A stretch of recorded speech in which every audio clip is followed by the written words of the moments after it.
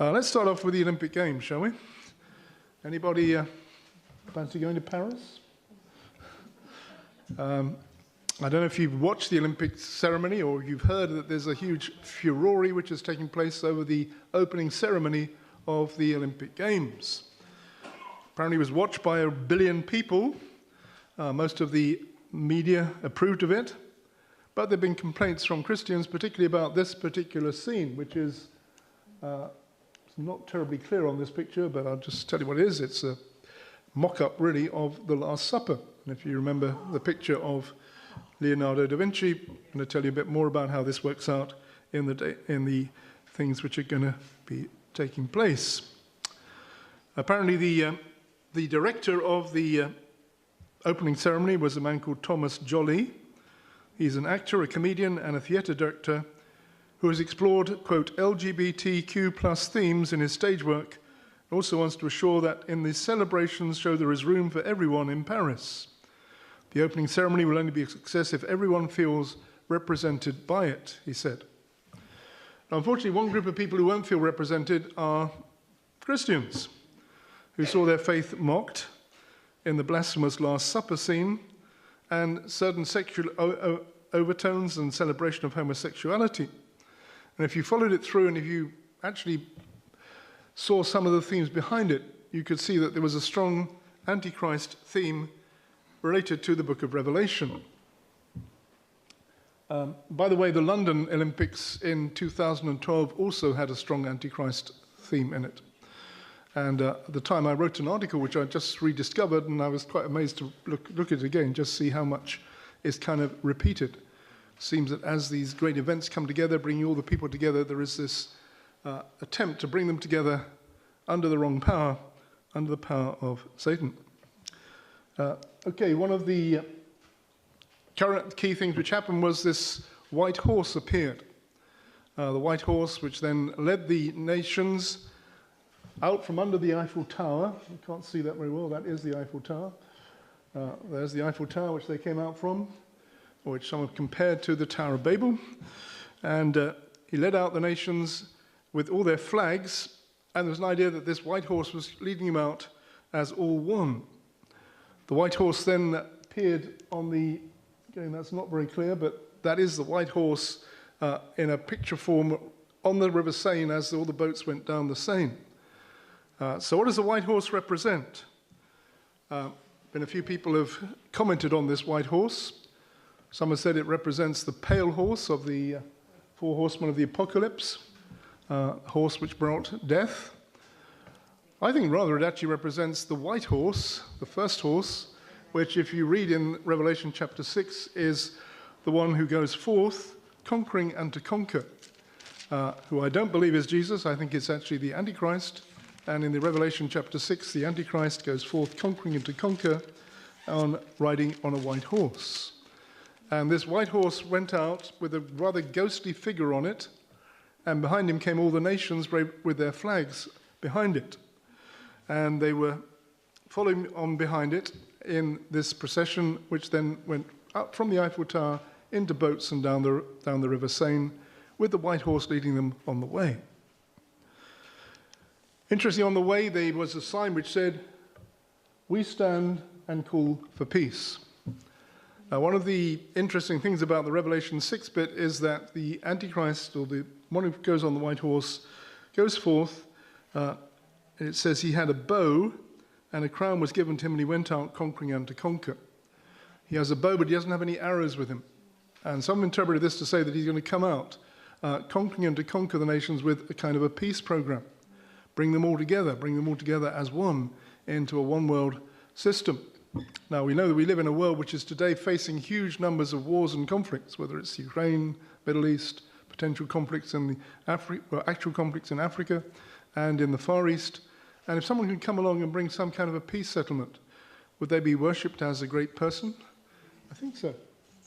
But this idea of a unity, and unfortunately it's a unity in peace which is not founded upon God. It's founded upon a rejection of God. Now, next thing which came after the Bring Together in Peace was reference to John Lennon's song, Imagine. Imagine was also used in the 2012 Olympic Games thing here in London. Anyone know that song? And it was sung almost like a hymn. Now, the song invites us to imagine a world without heaven, hell, nations, and religions. Pushes a humanistic idea of people sharing the world in a brotherhood of man. It says, imagine there's no heaven, it's easy for you if you try, there's no hell beneath, above us only sky. Imagine all the people living for today. Imagine there is no countries, it's hard to do, nothing to kill or die for, and no religion too. Imagine all the people living in peace. You may say I'm a dreamer, but I'm not the only one. I hope someday you'll join us and the world will be as one. Brotherhood of man. Imagine all people sharing all the world. That's a good idea, isn't it? Brotherhood of man, everyone in peace. Unfortunately, if it's in peace under the wrong force, then it becomes peace under the devil. The only peace is going to come actually through Jesus Christ, who's specifically rejected in this song because there's no heaven, there's no hell, and there's no place for any kind of religion. You also had this rather bizarre picture which came out of a severed head, someone who'd been guillotined, and she was singing. So you can't actually see that. There's the severed head, there's the person who's singing. Actually, probably a reference to the French, well, it is a reference to the French Revolution, Marie Antoinette, who was beheaded and is seen here singing. It's actually a celebration, if you like, of the reign of terror in the French Revolution. It's interesting, if you go to Revelation chapter 20, it says that at the second coming of Jesus is going to resurrect those who were beheaded for their witness to Jesus and didn't worship the image of the beast. So one wonders whether there is some kind of prophetic thing here about beheadings coming place in the time of the tribulation. Don't know, I wouldn't take that too far. Anyway, this was the one which really got them going. The group of people here along a table.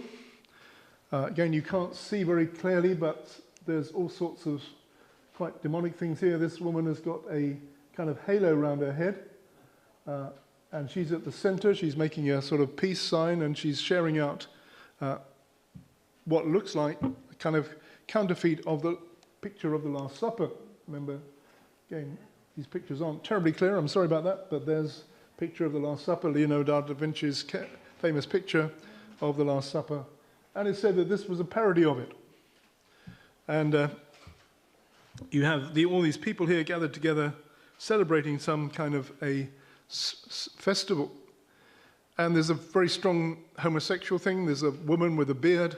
There are all kinds of transvestite and unpleasant things there, all hovering around a child. There's a child actually just here. And I think this is the woman with the beard. But if you look carefully at the picture, there are all kinds of really demonic things, and they're dancing around in a kind of orgy at the Last Supper. And then out of it comes this fella here, out of a bowl. Again, you can't see him terribly clearly. He's a blue figure. There he arises. He's making the sort of peace sign, and he's naked. And he represents Dionysus, who was Dionysus. He then starts dancing in a very perverted way. Now, Dionysus is the Greek god of wine, fertility, festivity, and insanity, religious ecstasy, and theatre. Also known as Bacchus by the Greeks. And he gives birth to the phrase the Bacchanalia, which were frenzied kind of orgies, if you like. As Dionysus, his wine, music, and ecstatic dance free his followers from self-conscious fear and care and subvert the oppressive restraints of the powerful. His thyrus, which is a fennel stem scepter, sometimes wound with ivy and dripping with honey, is both a beneficent wand and a weapon used to destroy those who oppose his cult and the freedom he represents. Those who partake of his mysteries are believed to become possessed and empowered by the god himself. Does that sound like a good thing to put on the festival? And that's the kind of spirit which is behind it. You've got this kind of bacchanalian demonic spirit. And he was the one dancing on the table at the Last Supper scene. And been a lot of complaints about this, including from the Catholic Church, because they hold the Last Supper as being very important, but also from normal Christians as well. Because we see here there is a conscious mockery and a defilement of Christianity. People said they wouldn't do that to Islam, would they? But they would do it to Christianity. And some have said, well, that actually this is a sign that Christianity must be true, or Jesus must be true, because they don't do it to anybody else. They see Jesus as being a threat. Anyway, it went on. You had this rather weird figure carrying the light bearer, the Olympic torch. His face was veiled, and he was like, almost like a sort of transhumanist thing. So you're seeing this kind of picture of a person who seems to be human but is not quite human, and something going beyond normal humanity. And it ends up with a concert in front of this bull. Now, there's actually no reference to the bull. There's no reason why the bull is there, but why is the bull there? Well, the bull actually represents Baal and Baal worship. If you go to it's Brussels, isn't it? There's a statue of the woman riding the bull, which is taken from Greek mythology of Europa being taken off by Zeus and raped in Europe. So it's a story which has sort of some foundation with Europe and is representing the beast. Interestingly, at the Birmingham Commonwealth Games, they also had a bull which came out. And it seems like this bull is a kind of symbol of power, but of antichrist power and of something demonic coming at the end of days, a Baal symbol. So you had all these things happening. You had drag queens, you had a transvestite crawling along the floor, you had a decapitated head, a very fat woman with a halo, and all this taking place in public view. And the new establishment is kind of looking at these things with the idea of putting down Christianity. Now, it's a good idea. It's not a good idea for France, for sure. I don't know if you realize the last Paris Olympics was actually in 1924, which was the scene of the Chariots of Fire film when Eric Liddell gave his famous Christian testimony by refusing to run on the Sabbath, and which was used for the Chariots of Fire film. Now it's being used as an antichrist mockery. So some people said, well, this is over the top, you're just reading things into it. But I think if you look at it carefully, you can see that there's a kind of agenda here. And they're using these events to push a kind of ideology upon people, pushing us towards the globalist agenda. Also, it's not good for France. France is actually in trouble. They put on this fake show of global unity, but the fact is that France is crumbling under the weight of mass immigration, Islamization, and a conflict between the left and the right.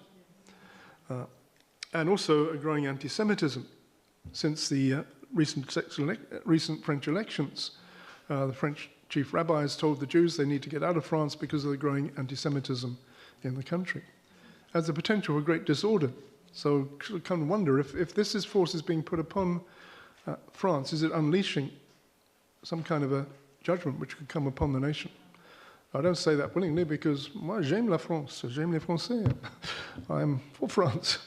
But when you look at what's happening there, it's just a picture of the kind of antichrist forces which are taking over Western society.